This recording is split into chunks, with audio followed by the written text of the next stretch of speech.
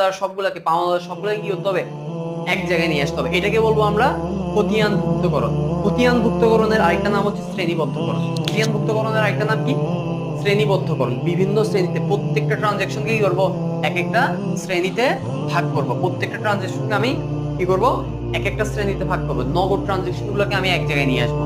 প্রতিষ্ঠানের যতগুলো নগদ ট্রানজাকশন আছে আমি সব একটা উপরে হেডিং দিব নগদ, সবগুলোকে নিয়ে আসবো।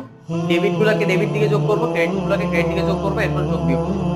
যার বেশি সেখানে উত্তর আসবে। ডেবিটের বেশি হলে ডেবিট আসবে, ক্রেডিটের বেশি হলে ক্রেডিট আসবে। এটাই হচ্ছে কি খতিয়ানবদ্ধকরণ। খতিয়ানবদ্ধকরণের আরেকটা নাম কি বলছিলাম, শ্রেণীবদ্ধকরণ। এটা কি করবে, হিসাবগুলোকে প্রত্যেকটা হিসাব কি করবে, শ্রেণীবদ্ধ করবে। তাহলে নগদ গুলা যে ধরুন ক্যাশ ট্রানজাকশন বা নগদ ট্রানজাকশন, নগদ হিসাব, এটা খতিয়ানভুক্তকরণের পর কোথায় চলে আসছে, এক জায়গায় চলে আসছে না? তাহলে নগদের পরে কি থাকবে, একটা যোগ বিয়োগ করে নগদের লেনদেন কি থাকবে, একটা থাকবে, তাই না?